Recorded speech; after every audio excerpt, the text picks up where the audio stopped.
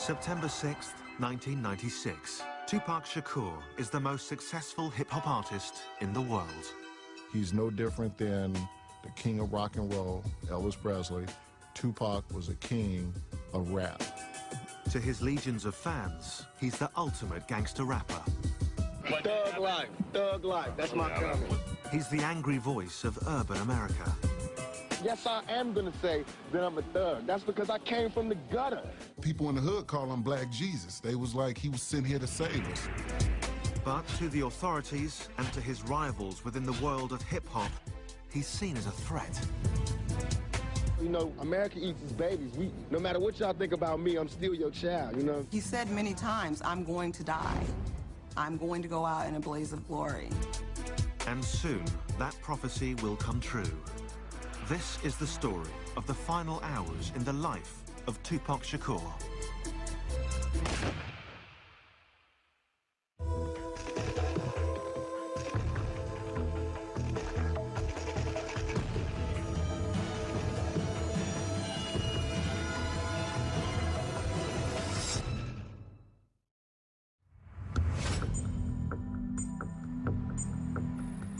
Los Angeles, California, September 6, 1996.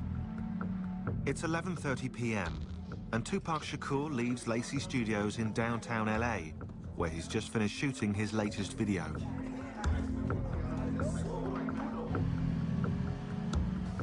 After scoring 6 top 10 singles in the last 6 years, Tupac is riding a wave of success that other artists can only envy.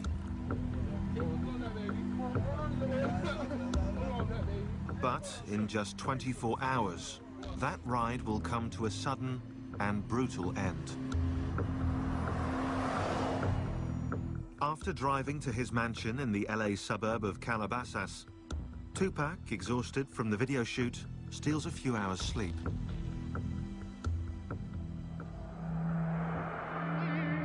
In the morning, his cousin, Jamal Al-Hussein, reminds him that they have to leave on a trip to Las Vegas. Because our birthdays is in the same month, he wanted me to celebrate our birthdays together in Vegas.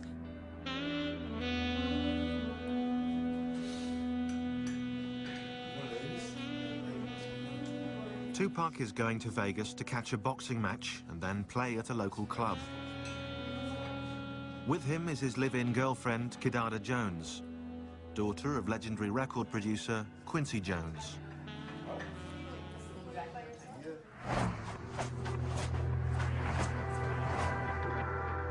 Within hours, they hit the road. But Tupac is less than eager to make the trip. Pac didn't want to go. You know what I'm saying? It was obvious there was some other family issues that he wanted to deal with back in Atlanta, and he wasn't really keen on the whole Vegas trip, you know what I mean? But at the urging of his manager, Tupac goes along with the plan. It will be the last trip he ever takes.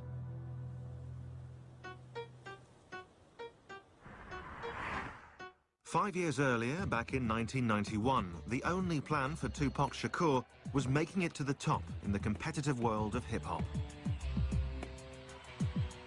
And with his first album, Tupacalypse Now, Tupac was well on his way. From the start, he forged a powerful bond with his fans, rapping about the cold reality of life on the streets. When he put that pen to paper and he opened up his mouth on that mic, it was just, you know, God had to be working. It seemed like every song he wrote, his life was coming out. Like it was just taking the blood out of him. They got little Italy, little everything. They don't have a little Africa, they got the ghetto. And we think that that's ours. That's not even ours. That's just what was left over.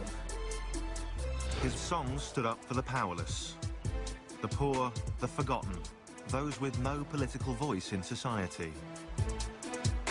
In 1994, Shakur clearly spelled out his philosophy in an album entitled Thug Life. But he wanted the ones who didn't think nobody gave a to see that he gave Thug Life, the hate you gave little infants. Everyone. Thug Life isn't just something for me. Thug Life is for you too. Anybody It's all the that society throws at you. Thug life is about choices. When you make the wrong choices, you end up in a life that you don't really want to be in. And that's what thug life is, against all odds. I'm gonna still make it. Tupac even had his political creed etched onto his skin. And all his tattoos meant something. He had 50 with an AK-47 tattooed on him. And what he believed is that 50 black men can do anything, if they put their mind to it, and they were all pulling at the same time in the same direction. Fans fell in love with his swagger and with his utter refusal to tone down his message. Was it incendiary? Was it crazy? Were the kids screaming at his concerts? Were girls tearing off their shirts? Were guys, like, you know, saluting with the pistol salute in the air? Yes, they were doing all that. And, I mean, that's hip-hop, that's rock and roll. Tupac's appeal went way beyond the ghetto, pulling in white, middle-class suburban kids who enjoyed the danger he brought from the other side of the tracks. Whether it was his energy or, you know, his force or his excitement or, you know, whatever it was, I believe that he connected with men and women and black and white and old and young. He always kind of had this ideology that he didn't need a record label. He didn't need the movies. All he needed to do was stay real. Because if he stays real and he keeps telling the kids what is authentic to him, that they will always relate. He will never be begging for bread. If it was attention that Tupac was looking for, he more than got it. But not always for the right reasons. As he climbed the ladder, some in the hip-hop community looked on with envy. Tupac Shakur was starting to make enemies. Hip-hop is about competition and about, you know, I'm better than you and, you know, I get more chicks than you. And it's very competitive, almost like a sport. Then you have these, you know, these huge egos working against each other. It's a recipe for destruction. And soon, rap's obsession with rivalry and violence will hit the glitzy streets of Vegas. And someone will overthrow its reigning king.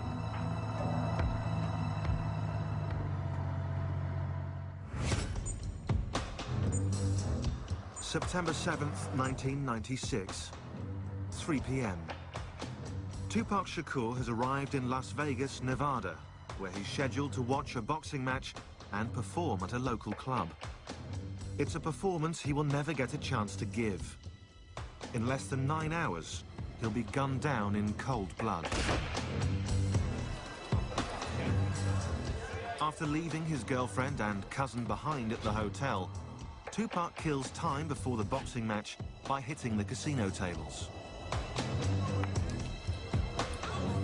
At his side is his trusted bodyguard, Frank Alexander. We get over to the MGM, and he's gambling again on the crap table, and he's winning. He's winning big. He's doing really well. Yeah, I remember when we got to Vegas, I think Pac had about 10 grand in his pocket, and it was burning a hole in his pocket. He was trying to get rid of it as fast as he could.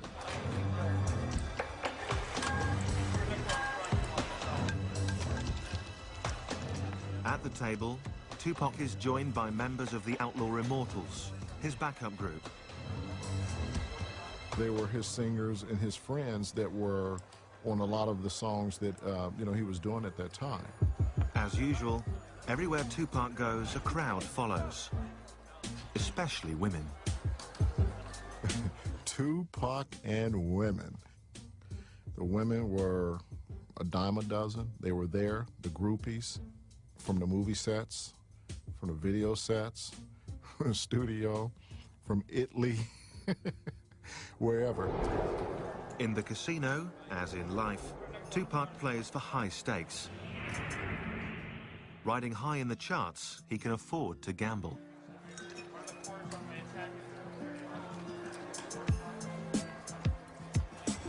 But 25 years earlier, on the streets of East Harlem, New York City, few would have laid bets on the future success of young Tupac Shakur. His mother, Afeni Shakur, a member of the radical Black Panther Party, was arrested and charged, along with 20 other members, for conspiring to blow up local buildings. I was captivated by the visualness of the Black Panther Party. I was captivated by the rationality of the Black Panther Party. And I was captivated by the sense of service of the Black Panther Party. For me, the Black Panther Party was a way to legitimately express my anger. Eventually acquitted of all charges and pregnant with Tupac, Afeni was released from jail after spending 15 months on and off behind bars. And on June 16th, 1971, she gave birth to Tupac Amaru Shakur, who she named after a South American Incan revolutionary, the name meaning Shining Serpent. So Shining Serpent is a brilliant spirit. I actually believed in 1971 that giving a child a name empowers him. But what did not help empower young Tupac was the absence of his father, also a Black Panther, who was rarely around. What he didn't have was that masculine figure in his life for a sustained period of time that would, you could go play ball with. Adding to that instability was crippling poverty, at times rendering Tupac and his mother homeless. But in 1986, despite those hardships, Afeni moved to Baltimore and managed to enroll her son in a unique public high school, the Baltimore School for the Arts. That was a really good experience for Tupac because the other students at the school were all artists. And the environment for artists is different. It's a lot freer. It's a lot less restrictive. In particular, he fell in love with acting and with rap music. I think Tupac always believed he could have it all. He could be an incredible and talented MC. He could be an incredible and talented actor. I think he saw no sort of boundaries or limits for, his potential. But in contrast to school, his life at home was stark. I had gotten hit by a man that I was having a relationship with. And that had a very bad reaction on my son because I wouldn't allow my son to beat the man up. And that was a real breach for Tupac internally.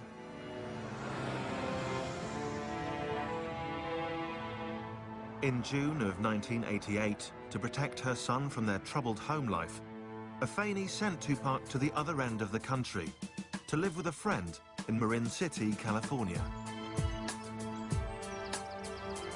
But the 16-year-old quickly discovered he had simply traded one nightmare for another. Marin City, one thing that they're known for is a fist fight. Tupac was a little bitty guy. Even him, fully bulked up, is still a little bitty guy, which makes it even more incredible the kind of the guts that this dude has, because he fears no man, woman, child, animal, none of that, because they can only kill you one time. Soon, Afeni joined her son in California. But any hope of a happy family reunion was made impossible by her own personal struggles. My children and I have a bond that is based on the truth and trust. And the bond was broken with a lie. The lie being, I was using drugs, but I can handle it. That's a lie. That lie cost me dearly. Me talking about that period is different from them, because in reality, I found drugs, is what I did. I found the answer. My answer was crack. But despite his contempt for his mother's addiction, Tupac too drifted into the world of narcotics. He probably sold drugs for about a week. His reason for stopping was because his heart was too big. You understand? When someone brings you their wedding rings and they say, here, I'm gonna give you these wedding rings for some crack. You're like, man, it's that bad? It's come to this? And he quit. He said, I'd rather starve or I'm gonna make this rap thing work. At 17, Tupac hooked up with neighborhood friend Ray Love to create his first real group, Strictly Dope. We didn't fear nothing. We would jump on the stage and perform right now. We didn't need no trays of food. We didn't need a special type of mic. We didn't need a rider. We didn't need a limo. Nah, just give me just one mic, man. Tupac's ability to use that microphone would carry him clear out of Marin City and eventually to Las Vegas, where the world's greatest rapper would be silenced forever.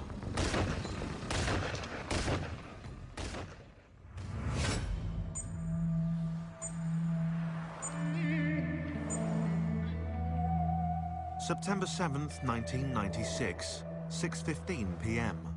Since arriving in Las Vegas almost 4 hours ago, Tupac Shakur and his entourage have been taking it easy, gambling at the casino and enjoying a few drinks. But in just 5 hours, Tupac Shakur will be gunned down by a cold-blooded killer.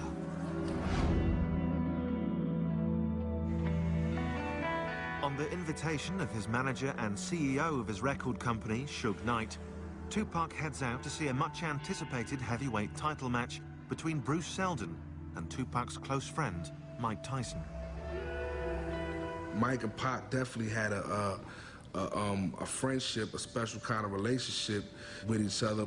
We were all Tyson fans, you know what I mean? Like Tyson was a hero for us kids from the ghetto. Since their arrival, Tupac has insisted that his girlfriend Kidada and his cousin Jamala stay back at the hotel. This party is just for the boys. And I can remember us saying to each other, like, wow, why would they bring us out here and we can't even go to the fight, we can't go to the parties. He don't even want us downstairs. And he kept saying, please, he begged us, please don't go downstairs, please y'all stay up here. With his girlfriend and cousin safe and sound in their hotel room, Tupac and his bodyguard Frank Alexander head out to the MGM Grand, where the Tyson fight is about to get underway. But for Tupac, getting inside isn't so easy. There were a ton of people. There were a ton of people in line waiting to get into the fight. As we're walking by, you know, hey, that's Tupac. You know, you hear the whispering, oh, that's Pac. You get the groupies and you get the fans, you know, screaming Tupac. As they move through the crowd, adoring fans, however, are not the bodyguard's only concern. The famous rapper also has his share of enemies. His recent song, Hit 'Em Up, a scathing attack on fellow rapper Biggie Smalls, has stirred up anger within the hip-hop community. For Frank Alexander, it's a real concern. And I told Pac, I go, Pac, man, so with that song, he was like, oh man, you heard that, man? He goes, that was off the hook, huh? He goes, they playing it everywhere. He goes, man, it's all in the clubs, man, it's gonna be bad, it's gonna hot, blah, blah, blah. And I was like, Pac, dude, you're gonna need more security. I go, I'm not gonna be able to just handle you by yourself. Alexander calls on MGM guards for additional backup. For Tupac, the man who's built a career on confrontation, the constant threat of violence is just par for the course.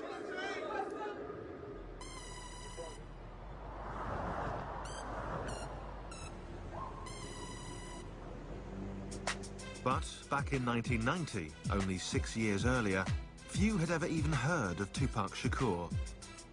Still down and out in Marin City, California, and desperately trying to break into the music business, he caught the eye of established Oakland rapper Shock G, who offered Tupac a gig as a dancer in his group, Digital Underground. He saw Pac had no home to go back to, and, you know, he gave him an opportunity. It was just the break Tupac had been waiting for.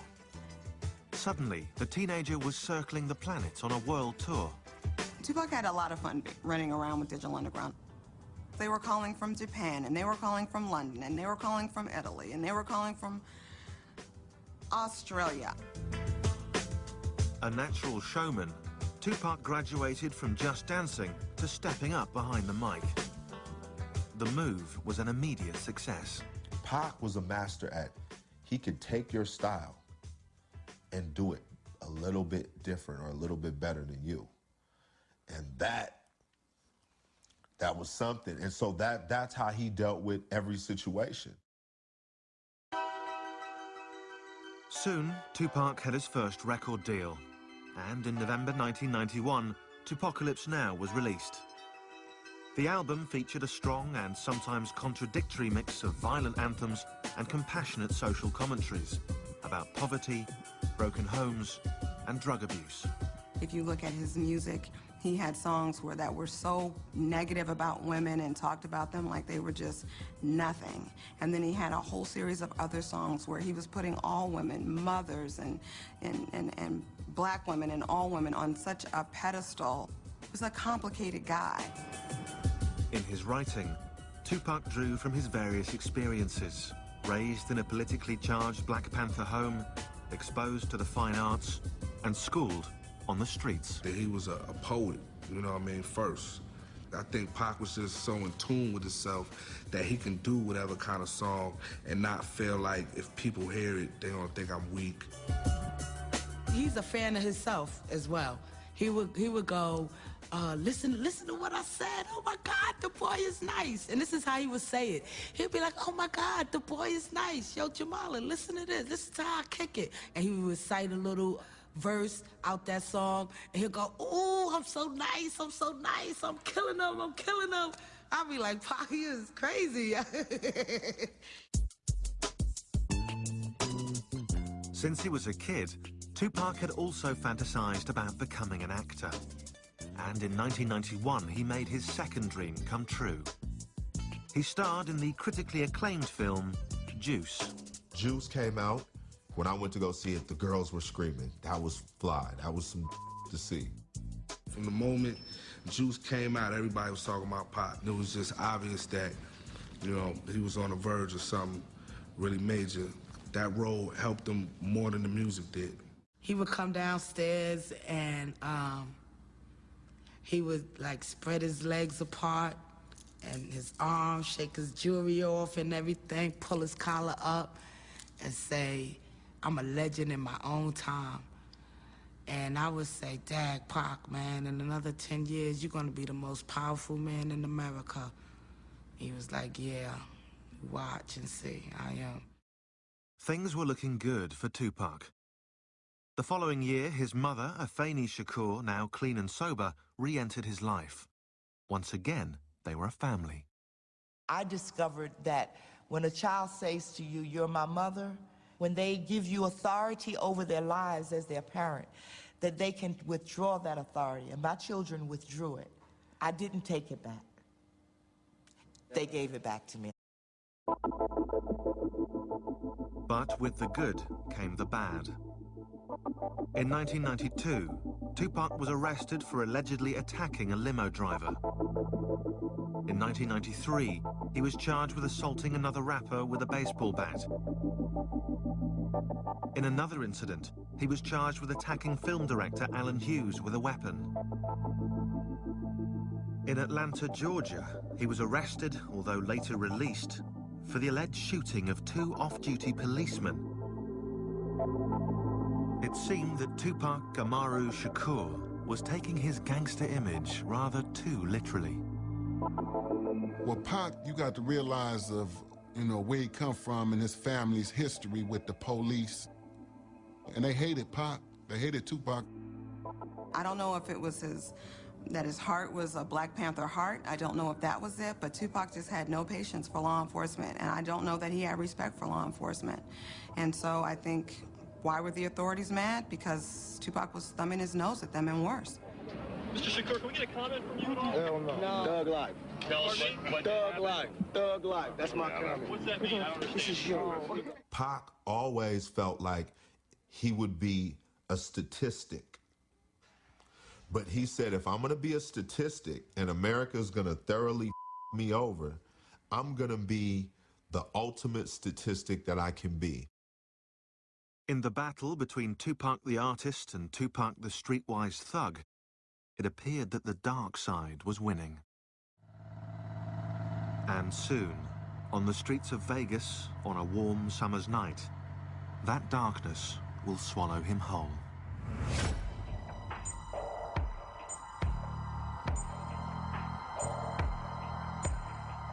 September 7th, 1996, 8:35 p.m.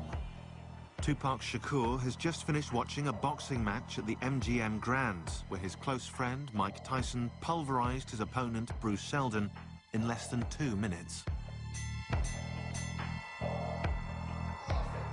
Backstage, Tupac is accompanied by Suge Knight, his manager and the owner of his record company, Death Row. With them is Tupac's security guard, Frank Alexander, and various Death Row Records associates. It's clear to everyone that Tupac Shakur is still revved up from the fight. And he's just going off, you know, man, 50 blows, 50, man, he knocked them out, yo, 50 blows. As the group enters the MGM Grand's lobby, one of Suge Knight's Death Row employees passes on a message to Tupac Shakur.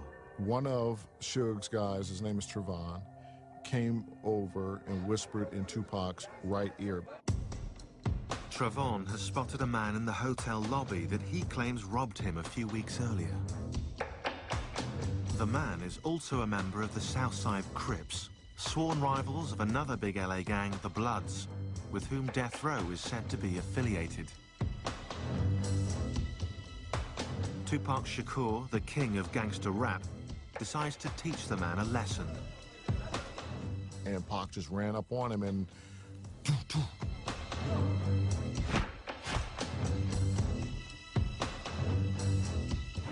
Fired up by the boxing match, the Death Row entourage, including its CEO, Suge Knight, joined Tupac in the feeding frenzy. In the chaos, Frank Alexander pulls Tupac from the brawl. I grabbed him and got him out of the fight. Orlando Anderson's on the ground and everybody's kicking at him, beating him down. 2 years earlier, in New York City, Tupac was involved in a different kind of battle, a fight for his very life. On November 30th, 1994, in the lobby of a Times Square recording studio, he was robbed of $40,000 worth of jewelry and shot 5 times at close range by a group of unidentified black men. While police wrote it off as a random robbery, Tupac saw it as an act of retaliation by one of his many enemies within the hip-hop community. And personally, to me, you know, it could have been a setup, or it could have been whoever came through the door. Because Pac never thought nobody would do nothing to him, because he felt he represented the black community and nobody would... No. That don't go down like that. And that's what I try to get over to him. They don't go down like that. I don't care who you is. They'll take you down. Tupac had become a moving target. His aggressive music had angered both police and community leaders. His verbal attacks on other rappers had created friction within the world of hip-hop. As a rich and powerful black man, everybody was lining up to take a shot at Tupac Shakur. But he was just a cat that just refused to back down. You know, that was just him. He just refused to back down. I loved it about him, but I also knew that can be a downfall, too. You know, and that's what I was really trying to give to him, that can't just run up on anybody, man. They'll kill you out here. For real. Tupac knew where he lived. He knew what the system was. He knew what he agreed with and what he didn't agree with. But he also knew that if he didn't make an effort to make capital in a capitalist society, he wasn't going to be able to do anything that he wanted. You understand? Tupac's image as a thug was catching up with him. The shooting had left him with 5 bullet wounds, the most serious of which was a severed artery in his thigh. Tupac was paying the price for not only writing about our violent culture, but also for being a part of it. This is all about my image. Has nothing to do with me. This is all about my image. It's like MTV, all the papers, they building me up. Now they destroying me on the same image that they perpetuated. You know what I'm saying? I'm selling records. This is what I do for a living. I'm selling records. Don't get it twisted. This is not my real life. This is not how my real life is supposed to be. I'm not supposed to be really having all these villains in my life.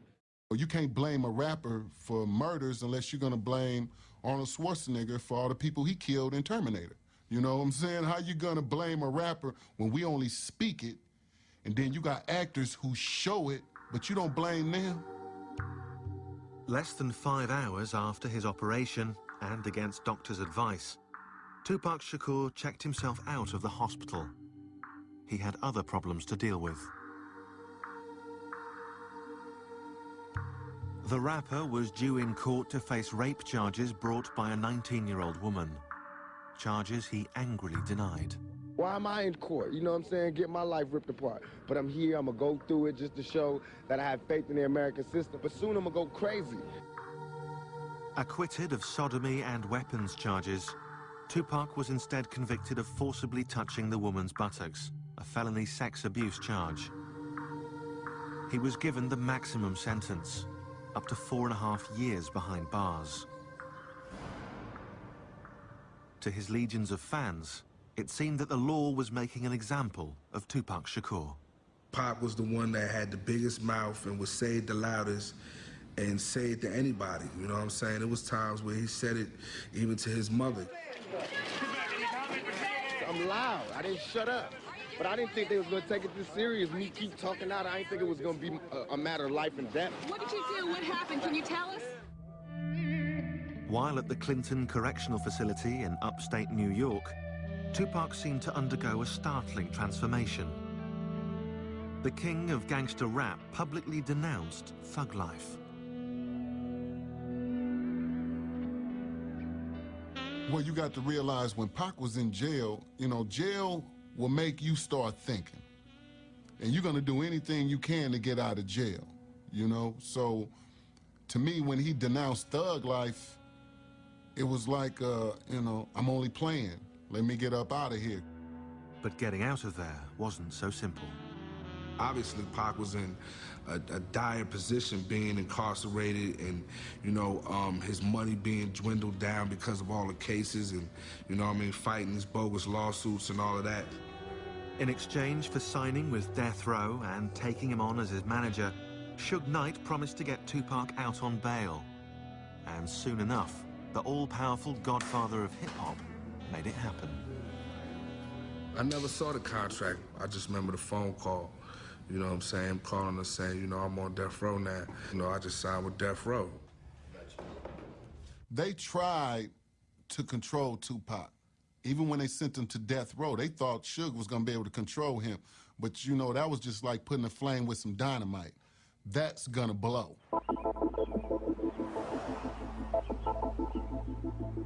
Death Row put Tupac up at the posh Peninsula Hotel in LA to recuperate, re-energize, and get back on his feet. He was coming off a #1 album with Me Against the World and a #1 record with Dead Mama, so he was doing his own thing. It's not like he needed Death Row, but in a sense, he needed them at that moment because it's like, hey, they gave me a $1.4 million bail. You know what I'm saying? I need to get out of jail. The master agitator was free and eager to get back to what he knew best, holding up a mirror to society's ills. Once he got out, it was like all that anger that was built up while he was sitting in jail came out all at one time. But soon, in a hail of bullets, that mirror will be forever shattered.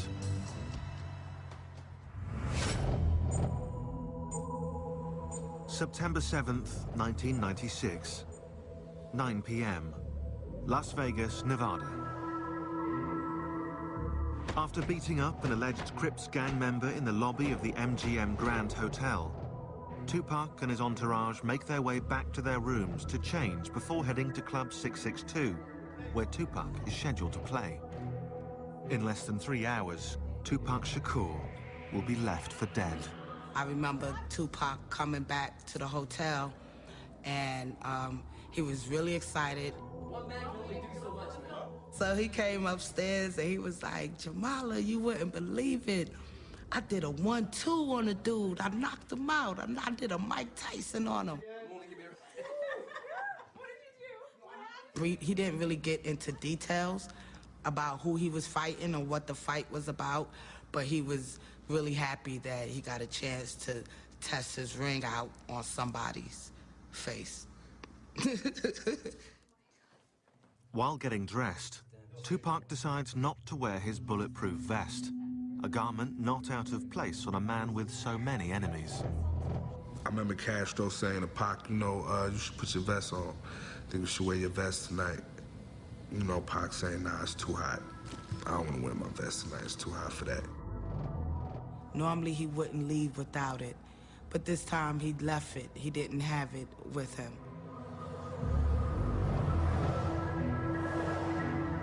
After the short pit stop, Tupac and the others wind their way across the strip to a mansion belonging to Suge Knight, Tupac's manager and the owner of Death Row Records.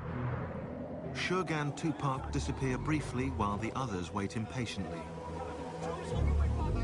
I don't really know what Pac and Suge was doing at the time.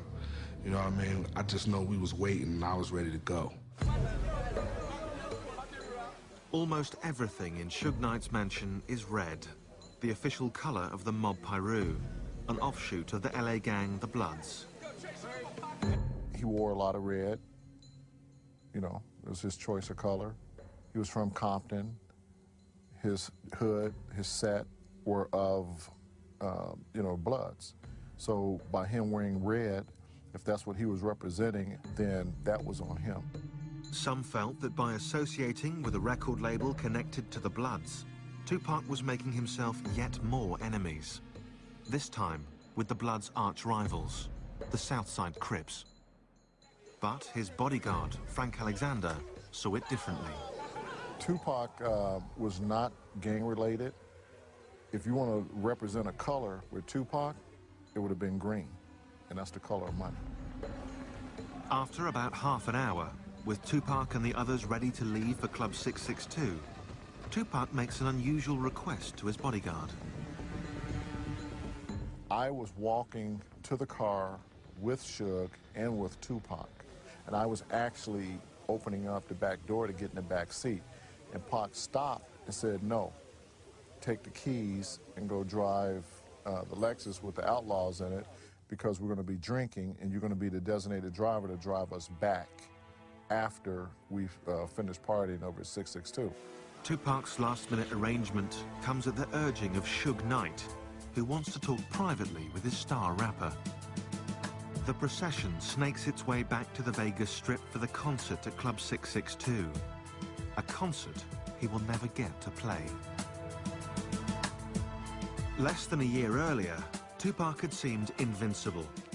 He'd survived a point-blank shooting in New York, he'd survived jail time in a maximum security prison, and he'd emerged more popular than ever. His first album with Death Row, All Eyes on Me, took him to the top. Within 3 weeks, the album went platinum. Yet, despite this success, Tupac decided that when the time came, he would not renew his contract with Death Row Records. Tupac was ready to leave the record label, and there was a reason for it.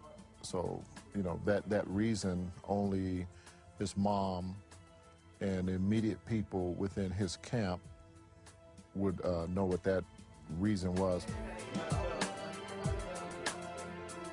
Privately, Tupac believed that Death Row was not giving him a fair cut of the money he was bringing in. But Death Row was not Tupac's only problem. He was also fighting with an old rival, New York-based rapper Biggie Smalls, who he'd attacked repeatedly in his songs. Their feud fueled rumors of a war between East Coast and West Coast rappers. Well, the East Coast-West Coast beef was like a mirage.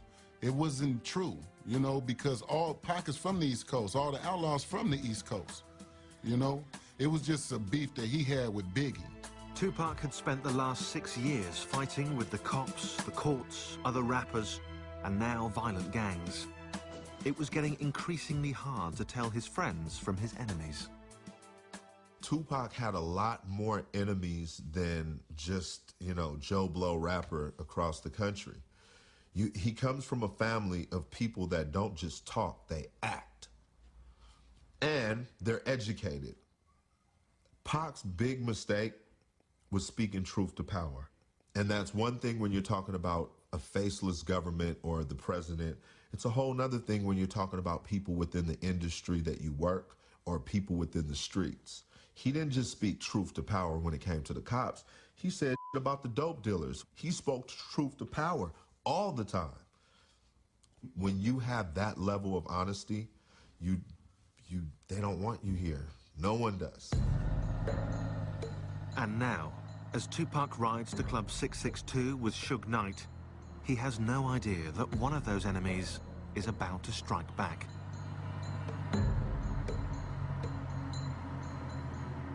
Once we got to Flamingo, we made a right-hand turn. We came to a stoplight, which was Colville. As Tupac's bodyguard follows in the car behind, the convoy inches forward. And as usual, Tupac draws the attention of his fans.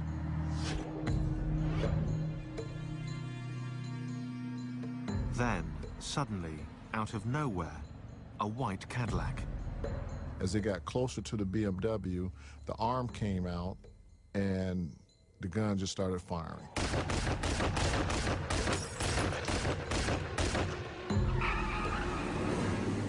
Suge's car is hit with a spray of bullets. 4 of them rip into Tupac's body. Another grazes Suge Knight's head. But after the Cadillac shot into the car, I thought they were dead.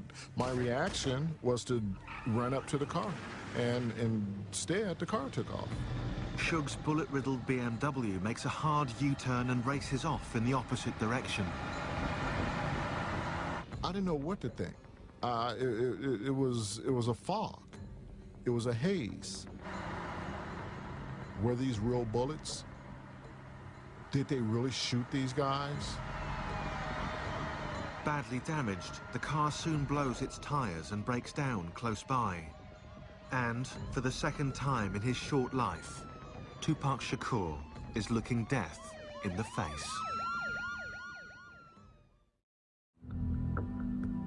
September 7th, 1996, Las Vegas. At 11:17 p.m., a hail of bullets cut down superstar rapper Tupac Shakur.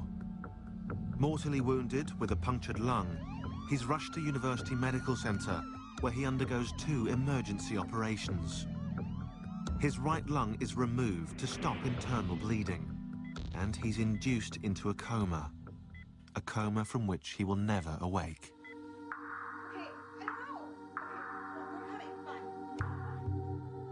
He was cussing and crying and mad. And what was going through my mind was that we just went through this in New York. I saw Jamala, and who had had quite a night. And, you know, it started. People started arriving, and what I remember is that there was never a time where somebody wasn't there with him.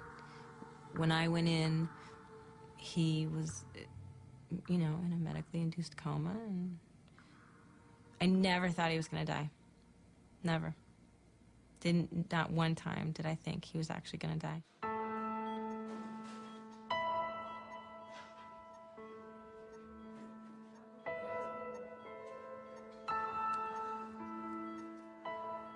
When I first seen Tupac on the hospital bed, and he had all these tubes connected to him, and I knew then that he was gonna have to fight for his life.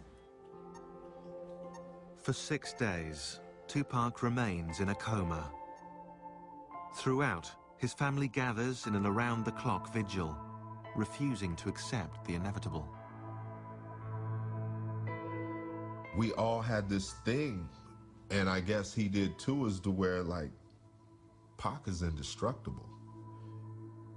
So when he got shot the second time in Las Vegas, we were like, man, it's Pac, dude. But on September 13th, 1996, at only 25 years old, Tupac Shakur's short but violent life comes to an abrupt end. His death leaves many feeling lost. When he dies in the street, whoa, man, what is going on in America, man? What is going on in America where you make it and you still don't make it out? Meanwhile, the criminal investigation into Tupac's murder is stonewalled when witnesses refuse to cooperate. Theories on who pulled the trigger are rife. Some suggest a revenge attack by the Crips for the beating in the MGM lobby. Some point the finger at longtime Tupac rival Biggie Smalls, who will also be shot to death 7 months later. Others still speak of a setup by Suge Knight, who knew Tupac was planning to leave Death Row Records. Whatever the truth, on the streets of LA, retaliation for Tupac's death comes fast and furious. Over a 10-day period, 12 shootings erupt between rival gangs. 3 are killed, 22 are arrested. In death, Tupac becomes even more popular. He goes on to sell over 75 million albums worldwide and enters the Guinness Book of World Records as the highest-selling rap artist of all time. They lost a great man. They lost an activist, a poet, a rapper, a brother, a friend. He was one of the great ones. Yeah, he was. He's not a perfect person. He's not a perfect rap star. He's not a perfect pop star. I think people liked him all the more for that. That sense of humor, man. Dude was funny. It's not all, you know, not all what you see, you know, the toughness and the bravado and all of that. We did more laughing than we did any of that tough gangster. His mother, Afeni, takes the family reins. In 1997, the Tupac Shakur Foundation is created to provide training and support for creative students. That same year, the University of California, Berkeley, offers a course entitled The Poetry and History of Tupac Shakur. I speak to him all the time because it matters to me what he thinks about what we're doing. It matters to me. So I believe that he hears me. To this day, Tupac Shakur's killer has never been found.